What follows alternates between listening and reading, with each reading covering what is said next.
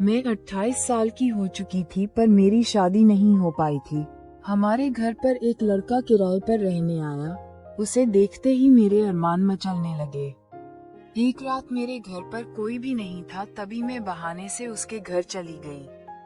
पर उसके लैपटॉप में नजर पड़ते ही मेरे होश उड़ गए। वह भी बेकाबू होकर मुझे अपने बाहों में भर लिया। कहा चलो ना हम भी ऐसा करते हैं, और फिर अपने हाथ मेरे दो नरम नरम। दोस्तों, आज मेरी चचेरी बहन की शादी थी। घर में बहुत चहल पहल थी। सब लोग भाग भाग कर काम कर रहे थे। काफी सारे मेहमान आए हुए थे। तभी मेरी सहेली मेरे कमरे में आ गई। कहने लगी, मधु की भी शादी हो रही है। वह तो तुझसे 5 साल छोटी है। तेरी चाची ने अपनी दोनों बेटियों की शादी करवा दी, पर तुझे घर पर ही बैठा रखा है। त्रिशा, तू 28 साल की हो गई है। अब धीरे धीरे तेरी जवानी भी ढल जाएगी। मुझे नहीं लगता तेरी चाची तेरी शादी करवाएगी। शादी में तो किसी अच्छे लड़के को क्यों नहीं ढूंढ लेती। मेरी सहेली की यह बात सुनकर मैं उदास हो गई। मेरी सहेली के तो 2 बच्चे भी हो गए थे और मैं अब तक कुंवारी थी। अगर मेरी मम्मी पापा जिंदा होते तो अब तक मेरे हाथ पीले करवा देते। मेरा अपना घर बस जाता, बच्चे होते। पर मेरे मम्मा पापा के गुजर जाने के बाद चाचा चाची मुझे अपने साथ ले आए थे। उसके बाद से ही घर के सारे काम की जिम्मेदारी मुझ पर सौंप दी। उनकी बेटियां बड़े आराम से रहती थी, पढ़ाई लिखाई करती थी। पर मेरी पढ़ाई तो इंटर के बाद ही बंद हो गई थी। मैं कॉलेज ना जा सकी। अगर कॉलेज जाती तो कहीं नौकरी भी लग जाती। यूं घर पर मुझे नहीं बैठना पड़ता। पर मैंने नौकरी की तलाश भी की थी, कहीं मुझे कुछ नहीं मिल पाया। मैं तैयार होने लगी थी। मैं अपना चेहरा आईने में देखी तो सोचने लगी, मुझ में अब वह बात नहीं है। जब मैं छोटी थी मेरे अंदर एक आग थी।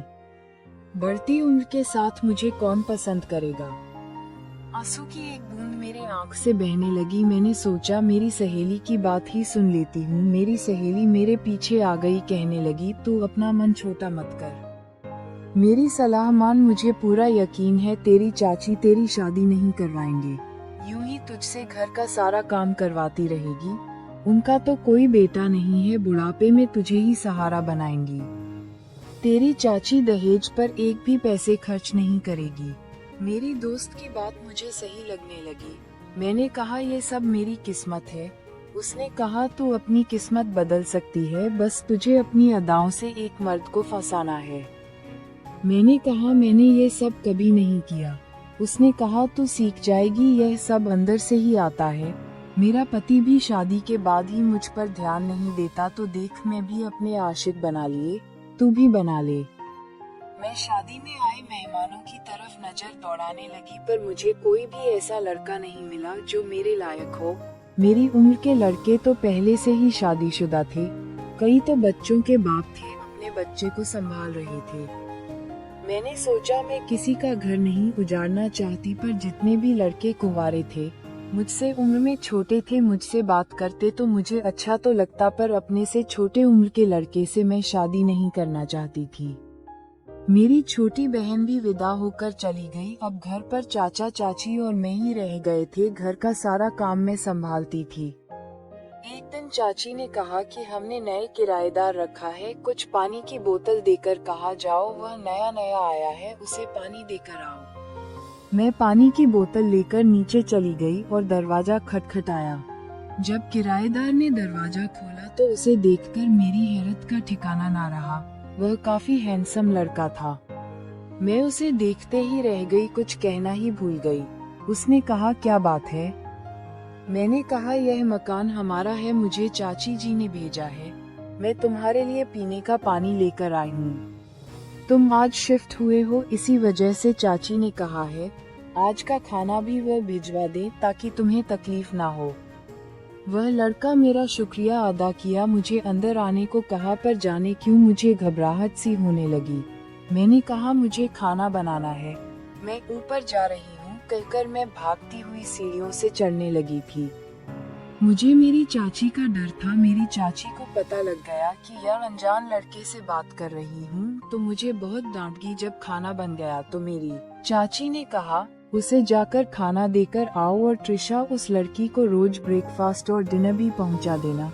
वह उसके भी पैसे दे रहा है। वह लड़का अकेला रहता है, इसी वजह से खाने का भी कॉन्ट्रैक्ट किया है। मैं मन ही मन सोचने लगी कि मेरी चाची तो खाना बनाती नहीं है, मुझे एक और बंदे का एक्स्ट्रा खाना बनाना पड़ेगा। चाची के सामने हाँ में सिर हिलाए और खाना लेकर उसके पास चली गई। जब भी मैं उसके पास जाती मेरे अंदर एक अजीब सी हलचल होने लगती थी।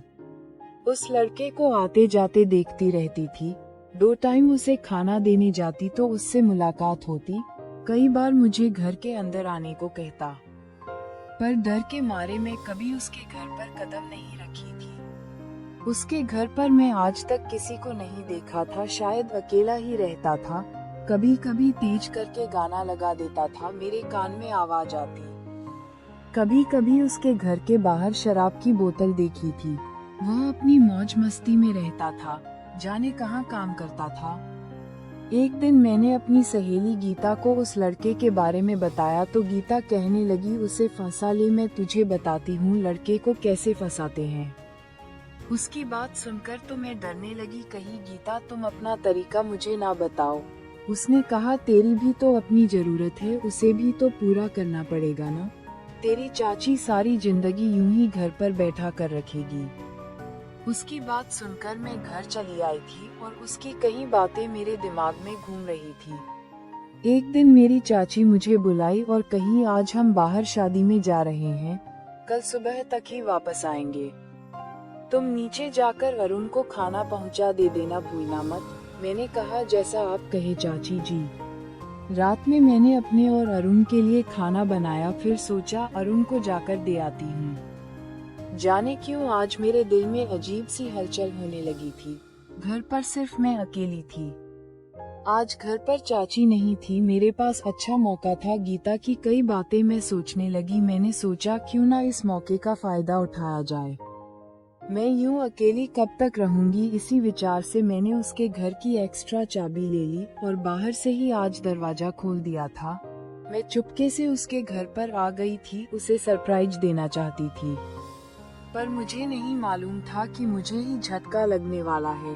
घर पर बिल्कुल अंधेरा था, मुझे लगा ये कहाँ चला गया। देखा उसके कमरे से हल्की सी रोशनी आ रही थी। जब मैं उसके कमरे के सामने आई तो उसके कमरे की लाइट बंद थी, शायद लैपटॉप की रोशनी थी और कुछ अजीबोगरीब आवाज मेरे कान में आई। जाने क्यों मुझे डर लग रहा था, ये लड़का लैपटॉप लेकर क्या कर रहा है। मैं तुरंत ही उसके कमरे में घुस आई और लाइट जला दी। सामने का मंजर देखकर मेरे पैरों तली से जमीन निकल गई। वह लड़का भी बिल्कुल चौंक गया, अपने आप को छुपाने की कोशिश करने लगा। मेरी नजर उसके लैपटॉप पर पड़ी तो मैं वहीं के वहीं रुकी रह गई। मैं हिल भी नहीं पा रही थी। मैंने कभी सपने में भी नहीं सोचा था ये लड़का। मैं सोचने लगी सब मेरी गलती है, मुझे नॉक करके आना चाहिए था। मैं गलत वक्त पर आ गई। वो मेरी तरफ देख रहा था। फिर से अपने लैपटॉप को बंद कर दिया। मैं अपने थूक को निगलने लगी क्योंकि मेरा गला बिल्कुल सूख चुका था। मेरी तो फट गई थी। वह हकला आता हुआ कहा, तुम यहाँ क्या कर रही हो। मैंने कहा, मैं तो रोज इसी समय आती हूँ खाना देने। उसने कहा, तुम तो रोज नॉक करके आती हो, आज यूं कैसे आ गई। मैंने कहा, तुम्हारे कमरे के बाहर अंधेरा था, मुझे लगा सो तो नहीं गए, या तबीयत तो खराब नहीं हुई। डर के मारे चाबी लेकर खोलकर अंदर आई। आज चाचा चाची भी नहीं है, अगर तुम्हें कुछ हो जाए तो मुझ पर मुसीबत आ जाती। वैसे ही हालत में खड़ा हो गया, मेरे करीब आ गया, कहने लगा, तुम्हारे घर पर कोई नहीं है क्या। उसकी बात सुनकर मैं और डर गई और ना में सिर हिलाई। मेरा हाथ पकड़ लिया, बोला, तुम मूवी देखना चाहोगी। कहकर उसने लैपटॉप की मूवी फिर से चला दी। मुझे लगा मुझे यहाँ से चले जाना चाहिए, पर मैं हिल भी नहीं पा रही थी। गीता की कई बातें मेरे दिमाग में घूमने लगी थी। गीता तो मेरे भी यहीं पर गई थी कि इस लड़के को अपने जाल में फंसा ले। उसके कमरे में बियर की बोतल रखी हुई थी, शायद बियर पी रखे थी। उसने कहा, तुम ऐसा करना चाहोगी। मैं एक बार लैपटॉप देख रही थी, एक बार उसकी शक्ल। मेरी हालत बहुत खराब थी, पर हम दोनों के अलावा भी यहाँ तीसरा व्यक्ति था जो मेरे दिमाग में था, मेरी सहेली, और उसकी बातें कि तेरी शादी कभी ना होगी। जाने क्या हो गया। मैंने हाँ में सिर हिला दिया। मैंने कहा पर मैंने ये सब कभी नहीं किया, मैं तो अब तक कुंवारी हूँ। उसने कहा मैं सब सिखा दूंगा कहकर वो मेरे करीब आ गया, मुझे बाहों में भर लिया। पूरी रात बीतने के बाद मैं अपने घर आ गई। मैं आईने के सामने खड़ी हो गई, अपनी शक्ल देखने लगी, सोचने लगी यह क्या कर दिया तूने, तू तो अब पूरी बदनाम हो जाएगी। गीता के कहने पर यह कौन सा कांड कर दिया। तेरी चाची को पता लग गया, तुझे घर से निकाल देंगी। ये लड़का तुझे कोई प्यार नहीं करता, ये तुझसे शादी नहीं करेगा और ना ही कोई दूसरा लड़का करेगा। जब उसे पता चलेगा तूने क्या कांड किया है। मेरी आंखों में आंसू भर आए थे, मैं रोने लगी थी, मेरी आंख लाल हो गई। तभी घर की बेल बजी। मैं बहुत डर गई कि कहीं मेरे चाचा चाची तो नहीं आ गए। इस हाल में मुझे देख लेंगे तो। किसी तरीके से मैं अपना चेहरा साफ करके मैंने दरवाजा खोला तो सामने मनोज खड़ा था। मैं बड़ी ही हैरत के साथ उसे देख रही थी। कहने लगा अंदर आ जाओ। मैंने हाँ में सिर हिलाया। उसने कहा तुमने मुझे ब्रेकफास्ट नहीं दिया इसलिए आया हूँ। मेरा चेहरा देखकर वह समझ चुका था कि मैं रो रही थी, ब्रेकफास्ट बनाना ही भूल गई थी। मैंने कहा बैठो मैं अभी बना देती हूँ। मैं जल्दी से ब्रेकफास्ट बनाकर ले आई।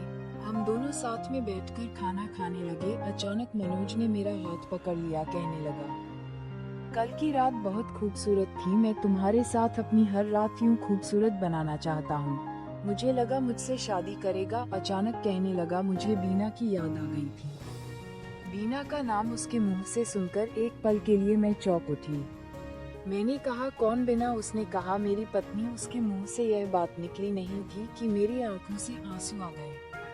मैं समझ चुकी थी यह लड़का बस मेरे जिस्म का इस्तेमाल करना चाहता है, क्योंकि उसकी पत्नी उसके साथ नहीं रहती। वह ब्रेकफास्ट करके चला गया था, लेकिन मेरा दिल बिल्कुल टूट चुका था। मैं गीता को फोन करके सारी बातें बता दी। गीता कहने लगी थी तेरी शादी ऐसे भी नहीं होगी। कोई बात नहीं, उसकी पत्नी है तो क्या है। जब तेरी चाचा चाची सो जाएंगे तो उसके घर चली जाना, कम से कम वो तेरी जरूरत पूरी कर देगा। मैंने कहा गीता क्या बक रही है, ऐसे में तो मैं बदनाम हो जाऊंगी। कहीं मेरी चाची ने घर से निकाल दिया तो। मैं ऐसी लड़की नहीं हूँ। उसने कहा तेरी चाची की वजह से ही तू ऐसे हाल में है। ऐसे भी तुझे घर पर वह नौकरानी बनाकर रखी है, घर से निकाल देगी तो अपनी जिंदगी अपने जैसे जीना। अब उसकी बात मेरे दिमाग में घूमने लगी थी। फिर जब आज मेरे चाचा चाची सो गए, मैं नीचे चली गई, दरवाजा खटखटाया। अरुण ने दरवाजा खोला तो मुझे देखते ही उसकी आंखें चमक उठी। मेरा हाथ पकड़कर अंदर खींच लिया, दरवाजा बंद कर दिया। कहा ट्रिशा मैं तुम्हारा इंतजार कर रहा था। मैं अंदर आई नहीं थी कि मुझे बाहों में भरकर चूमने लगा था। मैंने उसे पीछे धकेल दिया। कहने लगी तुम शादीशुदा हो फिर भी मेरे साथ रिश्ता क्यों बनाया, ये जानने के लिए मैं आई हूँ। उसने कहा ये रिश्ते ऐसे ही बनते हैं, हम अपनी जरूरत को मिटाने के लिए ये रिश्ते बनाते हैं, और तुम तो मेरी गर्लफ्रेंड हो नहीं। उसकी बात से मुझे बहुत चोट पहुँची। मैं जाने लगी और कहा अरुण मैं ये सब नहीं कर पाऊंगी।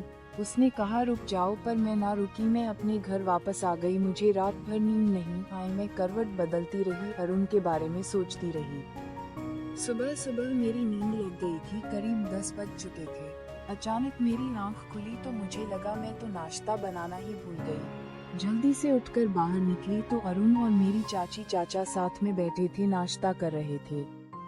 उनको देखकर मैंने कहा चाची मुझे क्यों नहीं उठाया, मेरी तबीयत ठीक नहीं थी इसलिए नींद नहीं खुली। मेरी चाची मुस्कुराने लगी और कहने लगी बेटा यह अरुण तेरा रिश्ता मांगने आया है। मैं चाची की तरफ देखने लगी। मेरी चाची ने कहा अरुण मेरे मामा का बेटा है। उसकी पत्नी वीना की मौत के बाद वह बिल्कुल टूट गया था, इसलिए मामा जी ने उसे यहाँ भेज दिया था। मामा जी चाहते थे कि अरुण फिर से जिंदा हो जाए, वह अच्छे से जिंदगी जिए। मैंने उसे किराएदार बनाकर इसलिए रखा था कि तेरे साथ उसका रिश्ता हो पाए, इसलिए 2 टाइम का खाना तेरे हाथ से ही उसे भिजवा थी, और अरुण को तू भा गई।